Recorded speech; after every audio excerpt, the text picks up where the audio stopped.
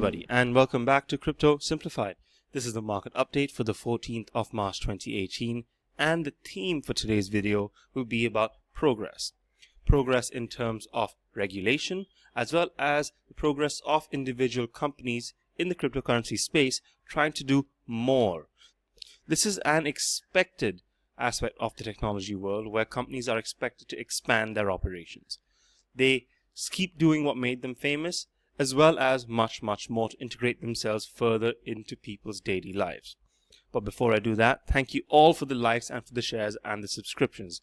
My video yesterday on nulls got a great response from you guys, so thank you all very much. I appreciate the support you guys are giving me so much, and I do hope I can keep putting out content that you guys will love. However, before I get into the video, I must begin on a slightly somber note.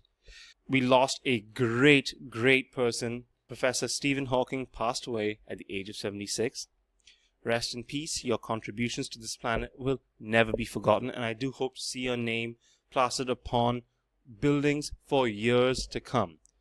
You are a great man. You contributed a lot to society, so thank you for your contributions, and may your soul rest in peace. Now, into the market update. We do have not too much movement going on over here. There has not really been a pullback or any real progress. A few assets are up. The largest gainer is the Binance coin. So I shall talk about this in a little more detail later on in the video. But it seems like we just have a bit of sideways movement, and the sideways movement is continuing. I must have said this a few times in the last few videos, but that's just the reality of our market right now. We're not really seeing any moonshots anywhere, so the best we can do is sit tight and hope for some movement to come in sooner rather than later.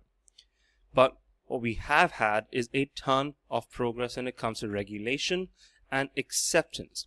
So first up, in yesterday's video on nulls, I spoke about how China wants Chongqing to be a bit of a blockchain epicenter of activity. So this is just going to be the start of a massive push from China into the blockchain space. They obviously see the advantages of blockchain as being very promising. So kudos to them for actually pushing development and research as well as market testing into this space. Similarly, in Japan, they are urging members of the G20 to actually consider cryptocurrency regulations. Japan are far ahead of all the major countries in the world when it comes to actually accepting cryptocurrencies as legal tender. But what they want to do is ensure that the rules are the same across the board, across all the top most wealthy countries in the world. This is fairly important just to ensure that there's an even playing field for both development as well as law enforcement, regulation, and investor protection. This isn't just a selfish grab, no way. This will actually make life a lot easier for a lot of people around the world. And continuing in this theme of regulation, Congress in the United States will be talking about ICOs today. So later today there will be a hearing where people will be talking about cryptocurrencies, ICOs, and the effects that they've had on the economy, as well as discussing things like investor protection and these sort of things. However, this talk is not likely to be about the actual regulation side, but it's more about educating the lawmakers about what's actually happening. I find that this is a little sad that we have to go through this because everyone has a smartphone. You can just read up about this yourself. There is a lot of information online, but the fact that people need to be spoon-fed this information is a little worrying, especially since these are our elected officials who should be able to do these things themselves. But the fact that this is happening, the fact that this is one step towards a solution being devised, this is just something positive, and I do hope that the lawmakers are actually going to be getting the right information from an unbiased source. ICOs are actually a very useful thing. There is a low barrier to entry for anyone to participate, and this is exactly why they're important. US-based people cannot really participate in a lot of ICOs because it counts as a securities investment. So I hope that this will change the way that the US looks at ICOs, and that more US-based people will be able to participate in them, because this is a fantastically lucrative market, and having the presence of US-based investors will definitely help companies around the world. So I'm very, very positive about this. Let's hope that we get some good movement. However, while the regulators are trying to find out what the best practice is, the Winklevi, remember them, they are proposing self-regulation for cryptocurrency, but a self-regulatory body for cryptocurrency rather than just the project owners regulating themselves, because of course that would be a recipe for disaster. So there isn't a whole bunch of information on here right now, but they do say that it is needed, especially because the ease of access, it's a lot easier to lose your money as well. So they need a bit of regulation in this space, and they propose self-regulation. It might work for now, but that is no way a long-term goal, but it could work in the short to mid-term. So if something like this actually does get off the ground, great. Investors are protected. That is the big concern right now for everyone in this space. People should not be pouring their money down a drain.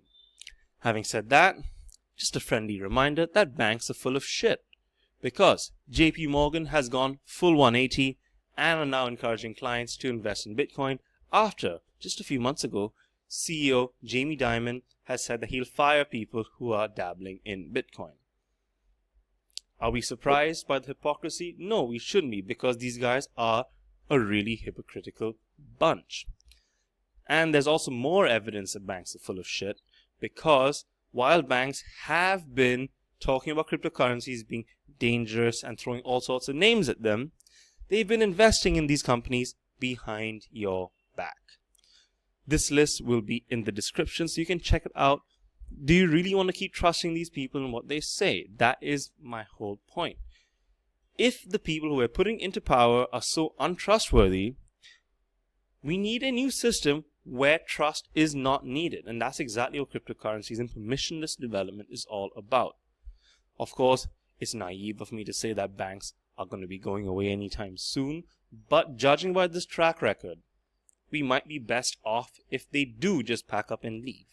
Let's see. I hope that this money coming into cryptocurrency, even though it is from institutional investors, will help promote growth as well as foster development of new technologies in this space.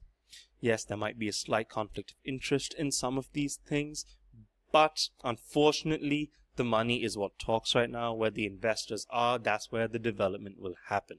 And then next up, we have the Central Bank of Europe talking about cryptocurrencies. The headline is a little misleading because, yes, while they have spoken about how cryptocurrencies are good for people who are unbanked and how good they are for people sending money across long distances in an affordable way, they've also spoken about the need for central banks issuing their own cryptocurrencies, which is sort of defeats the purpose of cryptocurrencies, because the whole point is that these are decentralized currencies. There is no central issuer. But it's just he said, she said sort of stuff right now. So it's interesting to see that they've actually considered the advantages that Bitcoin and other cryptocurrencies can provide, but it's the same old, same old. People are not going to give up this sort of control. You need control over the money supply if you're a sovereign state, and this is exactly something that countries will never do. They cannot give up control of their money supply because they're just too scared of what will happen. And honestly, I'm scared of what will happen if countries do give up their own control. So, yeah, that's just talk for now, I suppose. And now, onto the other side of progress that I mentioned at the start of this video. Progress from companies trying to become bigger than what they are, and that's trying to expand into new fields. And it sort of carries on in the same vein from what I just spoke about with the central issuers, because Jihan Wu has spoken about Bitmain possibly entering a currency space where they are part of a private central bank. But Jihan Wu has spoken about how this is not as much of a technical hurdle right now as it was just a few years ago, and that just shows how much the technology has matured. While he might have a point, it still goes back into centralization, and do we really want that in our world right now? I don't think so. We don't need any more centralization, but that's just my opinion. But cryptocurrencies are all about decentralization. why are people going against a fundamental pillar of it, especially if they are not speaking on behalf of a government that requires this sort of control? And in more news concerning cryptocurrency companies and progress, we have Binance. And they have announced that they will be releasing a new exchange, but this time it'll be a decentralized exchange on its own blockchain called Binance Chain. And a key currency on this exchange will be the already existing BNB token. However, it will not be the token in the same way, because currently the BNB token is an ERC20 token. You see, it can be stored on your MyEther wallet, and it is basically on the Ethereum blockchain right now. Binance Chain will be its own blockchain, and BNB tokens will be part of this new blockchain. How they're going to do this, I do not know, but they probably have a plan. Development's already started, so I can't wait to hear what these guys have to say, especially regarding updates on this new exchange, because decentralized exchanges, in my opinion, are the goal. We need decentralized exchanges where finances are not stored on a collective wallet that can be seen as a target for hackers. The best solution for this is decentralizing it.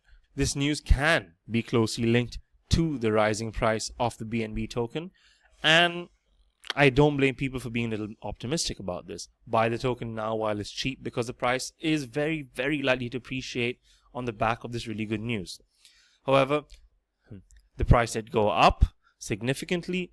There has been a slight pullback, but it's still considerably up from where we were 24 hours ago.